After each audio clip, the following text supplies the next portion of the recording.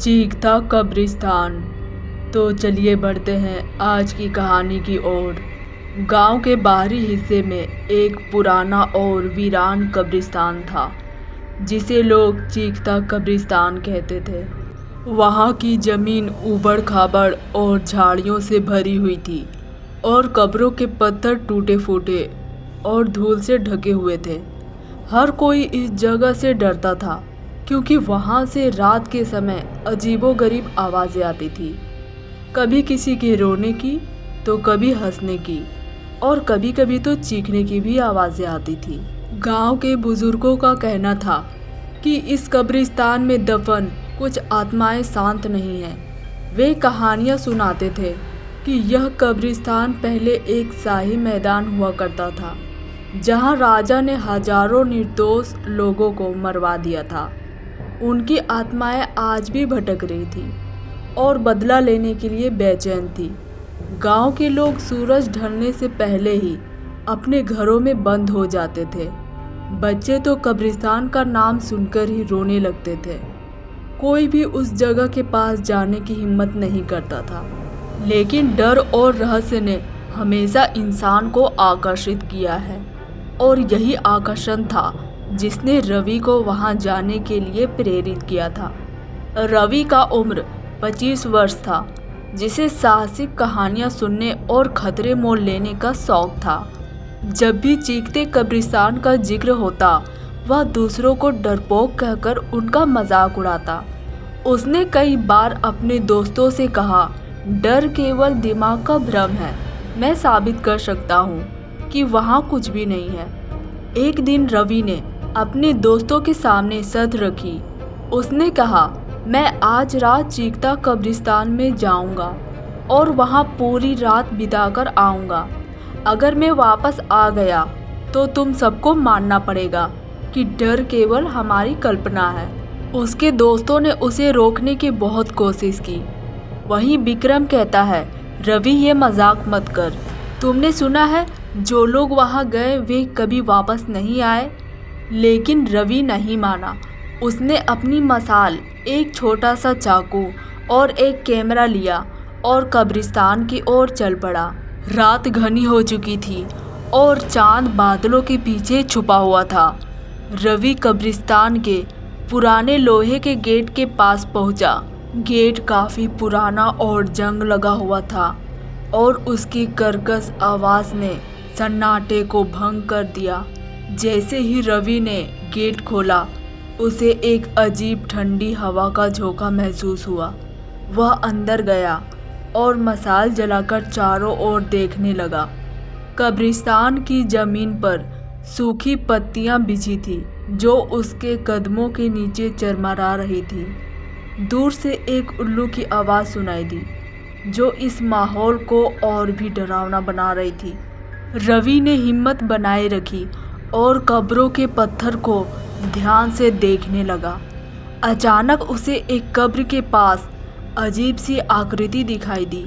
वह करीब गया तो देखा कि वह बस एक पेड़ की छाया थी।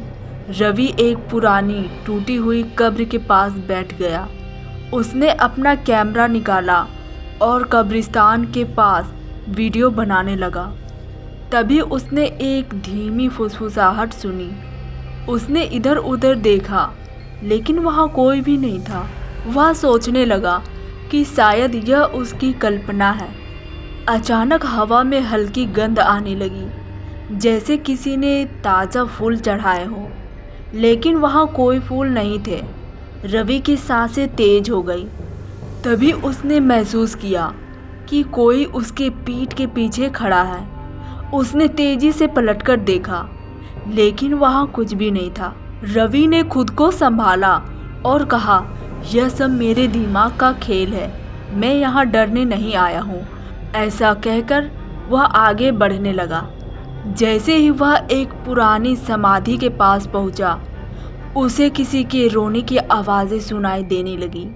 आवाज़ इतनी दर्दनाक थी कि रवि का दिल धड़कने लगा। उसने मशाल की रोशनी से उस दिशा में देखा, लेकिन वहाँ केवल कब्रों के पत्थर थे। तभी उसने देखा कि एक कब्र का पत्थर हिल रहा था। ऐसा लग रहा था जैसे कोई अंदर से बाहर आने की कोशिश कर रहा हो। रवि ने घबराकर वहां से भागने की कोशिश की, लेकिन उसके पैर वहीं पर जम गए। रवि ने अपने चारों ओर देखा। अब हर दिशा में अजीब अजीब आवाज़ें आने लगी।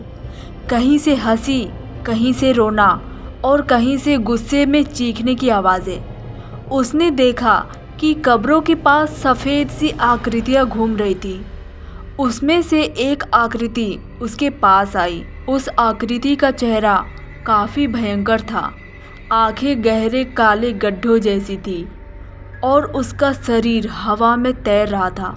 वह रवि के पास आ रही थी और उसकी ओर इशारा करते हुए बोली, तू यहाँ क्यों आया?